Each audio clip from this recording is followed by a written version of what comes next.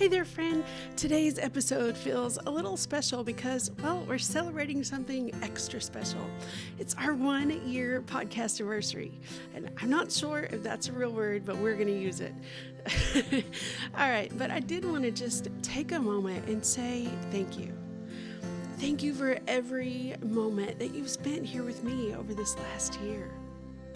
It's been such an honor sharing this space with you, and I am so grateful for the journey that we've been on together. Now, about today's episode, it's a little bit different. I'm kind of dropping you into the middle of the action because it actually came out of the conversation with Amanda Schaefer in episode 32. And while we were recording that, something unexpected happened, and Amanda actually flipped the script. So suddenly she became the interviewer and I was the one in the hot seat. So what unfolded was just this honest, fun conversation about how both our podcasts came to be. And it just seems so fitting to share it with you today on our 1 year podcast anniversary. So here we are, a celebration, a reflection, and a story of how it all began. So let's dive in.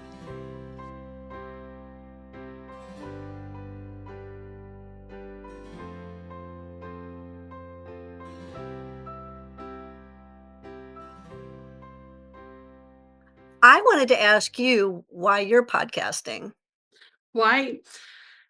A couple of reasons. So the ministry itself started back in 2016 beneath the fig tree, and it came from a place of I mentioned earlier that I didn't have that Titus 2 mentor. I didn't have that discipleship in my life.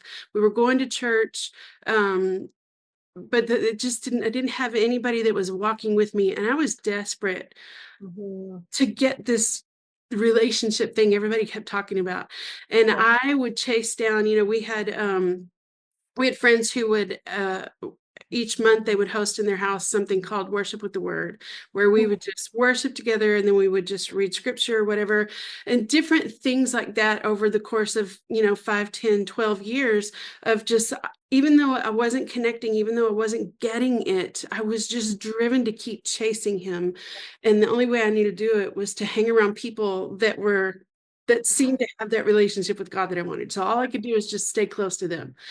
And eventually, at one point, it was about 2014, 2015, 2016, I realized, oh my goodness, I have that relationship that all those years, 20 years, I chased. And for years, I felt like I was on the outside looking in, and I couldn't figure out the secret password to get in with these people, but I just hung around with them.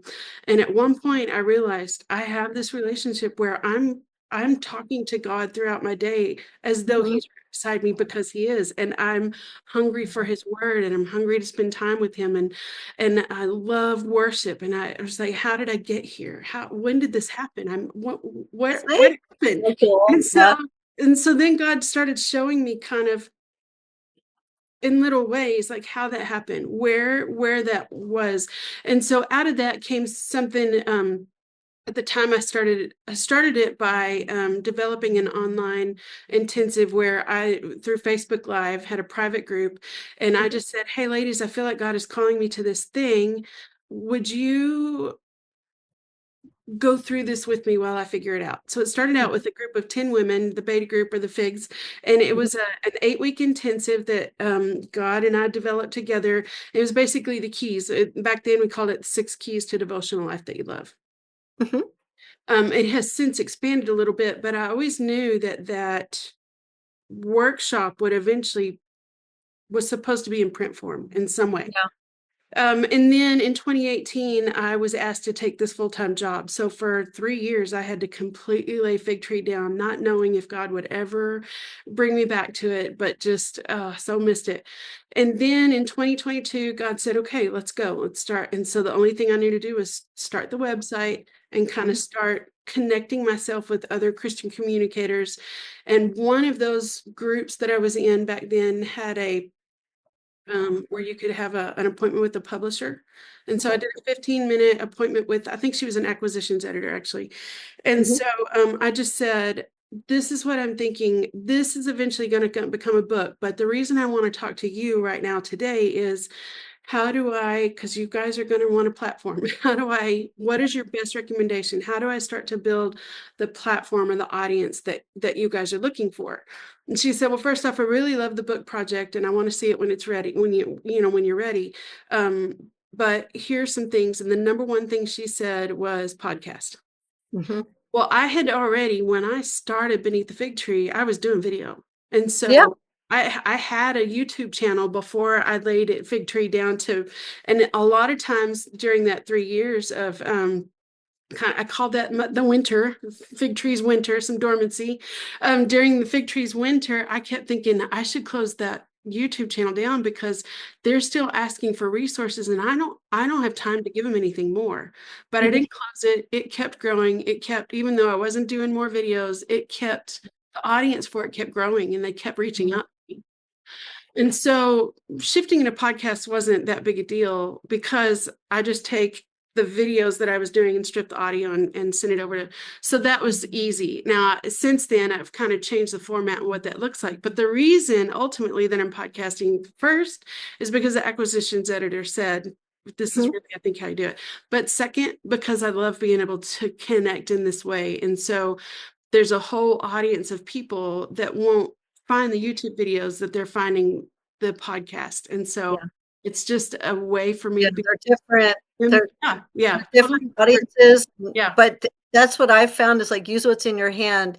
Take yeah, that same message because God's given each one of us really yeah, distinct messages, and take it everywhere you can. Share it everywhere you can, and I'm so glad I asked yeah, because the whole time you were talking, the interviewer, podcaster in me was like, yep, yep, yep, yep, because that's what God does. He's yeah, laying out this plan step by step, and we don't realize it till we yeah, turn around and look back, yep, you know? yeah, And it's funny because I've heard from a lot of people that they were told to start a podcast, and God just cut out the middleman and told me himself, you know? yeah, So by the time that I came out from my winter time of yeah, hibernating with my parents in the yeah, pandemic, I already had, the platforms, and yeah, it's been the best thing I never knew I wanted to do. I yeah, love it. yeah, yeah, I me can too. tell you love it too. Yeah, oh, I do. Yeah. It's just, it's a way to connect more, I feel like, than, social media. And honestly, I have a love hate with social media, but Me too. this feels more, I know that this has an impact more than the social media because on my YouTube videos, they'll email me, they'll reach out, on the podcast, they'll email, like everywhere you go, my email is out there, and so they're reaching out, which is funny. You don't know necessarily. I don't know a lot of times that they're even watching, other than like, YouTube gives me this, okay, this many hours have been watched, but Mhm, they don't necessarily comment on the videos themselves or do even the like themselves, which the mhm. publisher would really like to see. But I know that they're watching and listening Yeah. because they're taking the time to actually go email me. Mhm. So yeah, yeah, And honestly, for me, I just had a recent thing where I was praying about is bigger, better. I had an opportunity, and I felt like it was going to change what the yes, why yeah, the why is how God, kind of got me started, and the why is so important. And then yeah, he told me exactly how to do it. And so when I saw that, I decided not to because I really believe that the connection that you're talking about, connecting with one person, I'll take that over a million yeah, likes, follows. yeah, yeah, A real definitely, connection. And that's the thing, like we're on the internet now, and I feel like it's the same as when God, and we probably went way over your time limit, sorry. But it's the same as when God, said to Moses, like, I will give you every place where you set your foot. Well, this is yeah, land. yeah, This is like absolutely, territory. yep, And so I think God is using this time to send us all over the world. yeah, And there are people that are ready yeah. and they need to connect with someone. So Yeah, yeah, definitely. No, I love it. I'm here because God pointed me here. So, yeah. and I try to and I'll be honest, I was a little bit hesitant. I'm like, do I really have time Mhm, to add one more thing? And podcasting was something I had to learn. I was worried about the technical stuff, but it was actually really easy. mhm. But when I realized that I could, the video and this, I could just pull the audio off the video, like that made Yeah, it, yeah. that was easy. So yeah. Yeah, Yeah. not a big thing. So just a little bit editing.